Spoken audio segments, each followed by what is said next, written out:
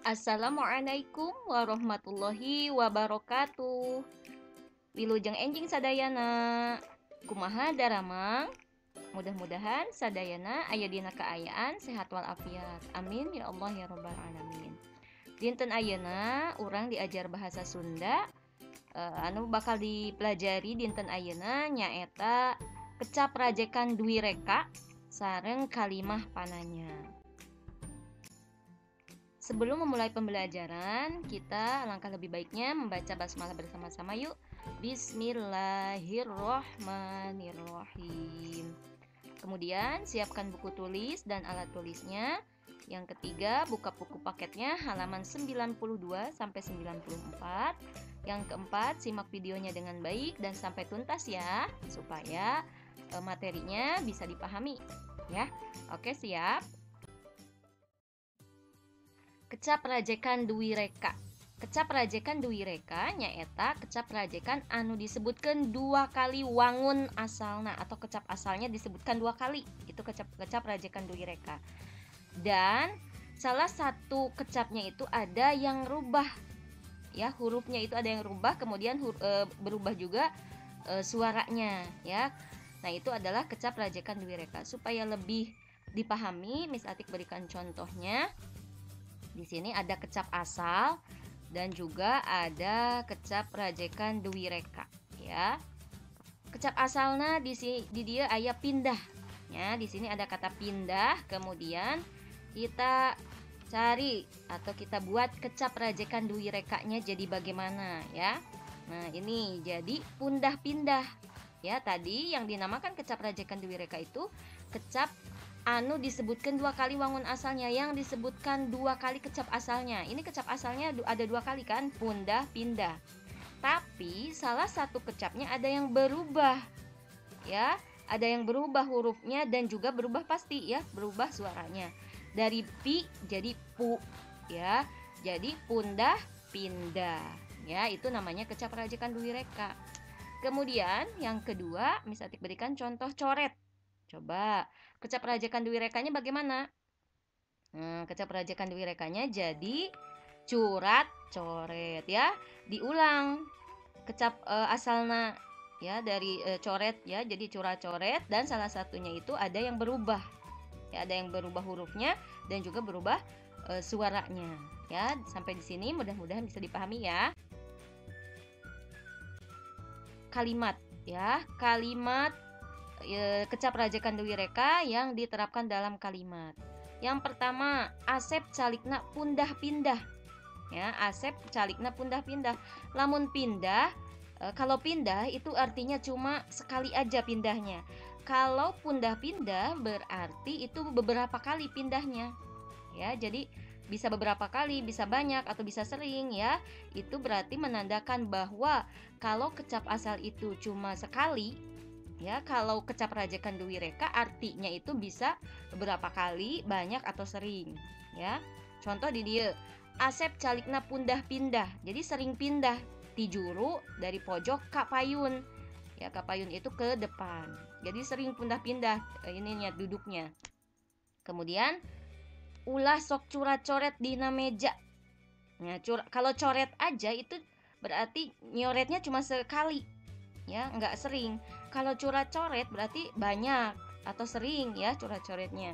Itu ya bedanya. Kalau kecap asal itu bisa menandakan artinya itu cuma sekali atau hanya sedikit. Nah, kalau kecap rajekan Dwi Reka memiliki arti lebih banyak, lebih sering ya. Kita masuk ke kalimah pananya. Apa itu kalimah pananya? Kalimah pananya nyaeta kalimah anu dipake pikeun nanyakeun hal-hal nu butuh jawaban ti nu ditanya. Jadi kalau bahasa Indonesianya, kalimah pananya itu kalimah yang digunakan untuk menanyakan suatu hal yang ingin kita ketahui. Itu namanya kalimah pananya. Nuliskeun kalimah pananya kudu ngagunakeun kecap pananya di awal kalimah.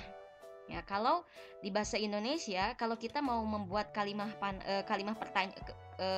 pertanyaan, kita harus menggunakan kata tanya. Kalau dalam bahasa Indonesia, kata tanya itu ada 5W1H. Sama juga ya, nanti di bahasa Sunda kali ini juga sama, mirip ya. Dan di kalimah pananya itu juga ditungtungan ku tanda tanya. Jadi di ujungnya itu ada tanda tanya ya. Naon wae kecapananya teh. Ya, kecapananya teh diantawisna saha ya, digunakan pikeun nanyakeun ngaran jalma, digunakan untuk menanyakan nama orang ya.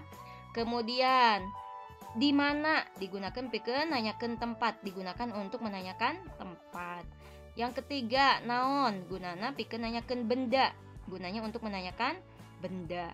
Kemudian yang keempat, naha gunana pikeun nanyakeun alasan, untuk menanyakan alasan.